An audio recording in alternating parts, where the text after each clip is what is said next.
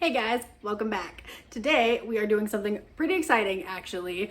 Josh and I have been talking about this for a few weeks now, and when we get really excited about doing something, usually we put it off, so I'm super stoked and I'm forcing myself to make a video of it and hold myself accountable so we actually go through and do the thing, you know? So today we are making lacto-fermented hot sauce. A little bit about lacto-fermentation, if anybody cares. This lactobacillus bacteria and yeast will come together and they convert into sugar, which acts as a natural preservative. Nature is so crazy. So the way we're gonna be doing this today is just with like a really simple salt brine and some really nice fresh ingredients. Okay, I kind of feel weird about this angle, but I think it's the only one that's gonna work, so we're just gonna wing it. Here we have all of our fresh ingredients. I have some turmeric, I already peeled off camera. Turmeric. That's why my hand is nice and orange already. We have a shallot, some garlic, some thyme, a bunch of pink Himalayan salt.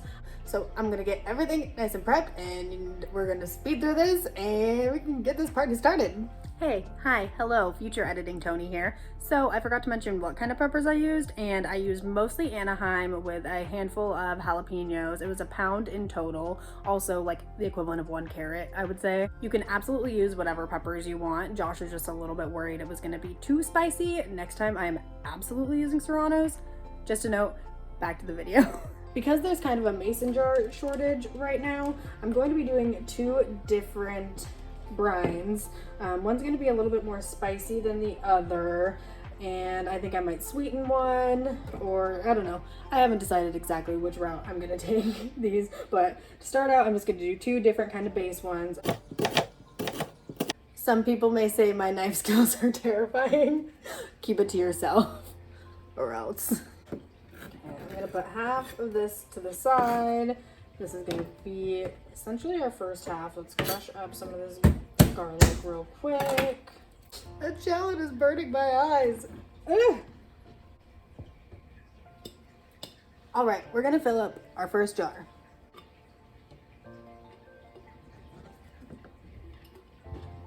That's beautiful. Look at all those colors. Oh, that makes me so happy. And we'll finish it off with a little bit of fresh thyme from the garden. Okay, now we're gonna pour like half of this Himalayan salt into this jar. They say to mix the water and the salt together, but I think this water is gonna be warm enough because it's been sitting in the kettle. So I'm just going to pour it directly in. I don't think I can really do this wrong necessarily. Maybe I can, and I'm just gonna poison the whole family. Looks like half. Okay, we can use just a little bit more water there, it looks like. I'm just gonna shake this up and get everything really nice and mixed together. Get that salt dissolved. We're just gonna set that to the side for a minute. Some people may call me a little bitch for getting rid of some of the seeds. But I can always make it spicier, but I can't take spice away. So I'm trying to find a balance, hopefully. And we all appreciate the size of this garlic, like, Alrighty, jar number 2. A little bit spicier. It's kind of nice that I put these in 2 different jars too, so I can kind of distinguish the fact that one is probably gonna blow our balls off a little bit. Put the rest of that salt. We're gonna give this a good shaky shake. I truthfully can't even explain to you guys how excited I am right now. My own hot sauce. So easy and like so cheap. Just peppers. This literally costs dollars to make, and you can customize it yourself, make your own flavors. I don't know why people are out here buying $6, $7, $8, $9, $10 hot sauce when you can do it yourself. Alrighty, so next is pretty important. We need to make sure these veggies and everything stay underneath the brine for the whole fermentation process. I, weirdly enough, have 2 ramekins that fit perfectly, so I'm gonna use those.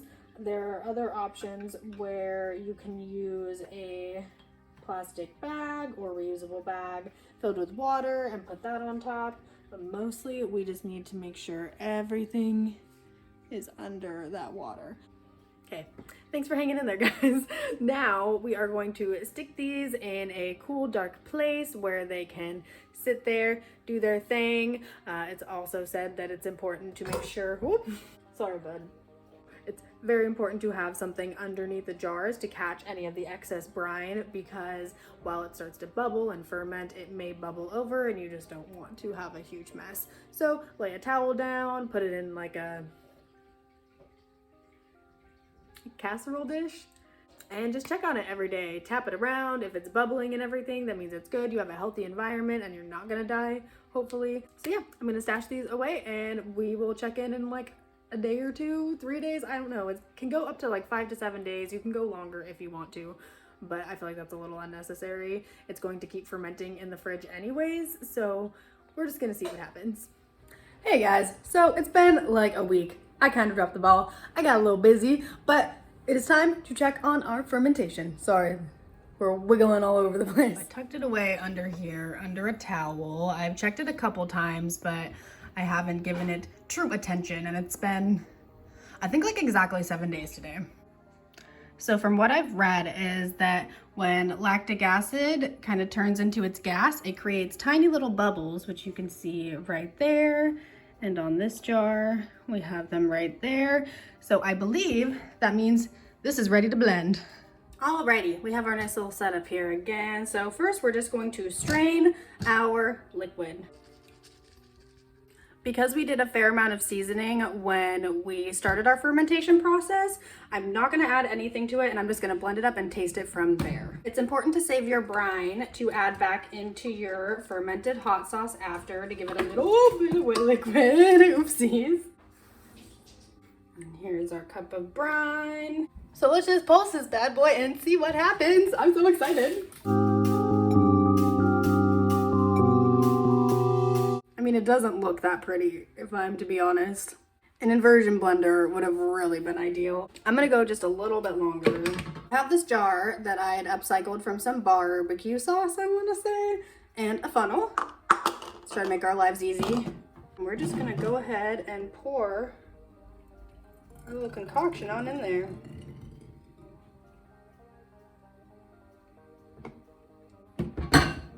You're going to want to leave a little bit of room at the top because it's still going to continue to ferment and bubble in the fridge.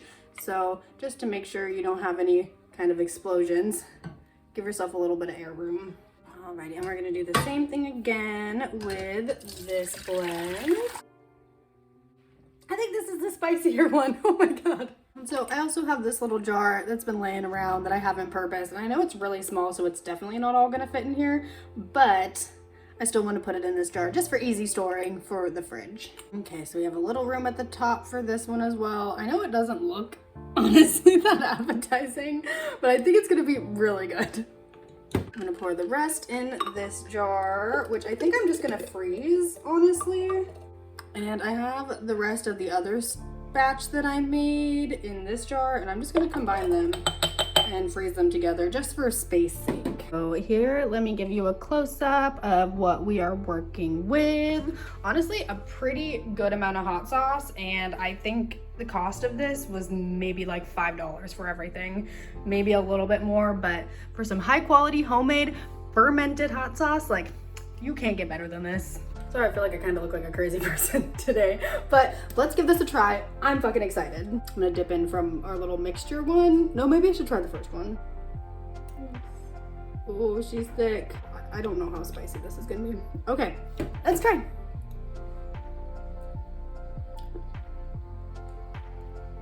Oh my god, that's so fucking good. I like this. This one's spicier. But still so fucking good. Oh my god. You guys need to make this. Make this. All you gotta do is chop and blend some stuff up and stick it in a jar of salt water for like a week. In the true Alaskan way, I got some duct tape so I can label the tops of these. And I'm just gonna do F hot sauce. And it is October 28th, 20.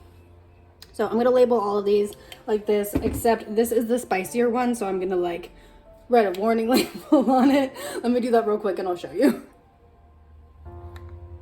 Alrighty, here are our little hot sauce babies.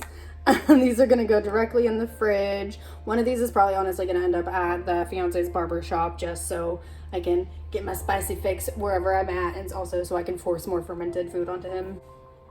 We've been really excited about probiotics and fermented food and everything for the last few months. We've been eating kimchi like a crazy person. I think that's gonna be one of my next recipes. I've been pickling a bunch of veggies, but this is my first dive into a real fermented hot sauce. I also really want to try to make kombucha, make my own SCOBY and everything. So stay tuned. If you guys want to see anything or have any suggestions, let me know. Other than that, I'm gonna go make breakfast and slather it with hot sauce.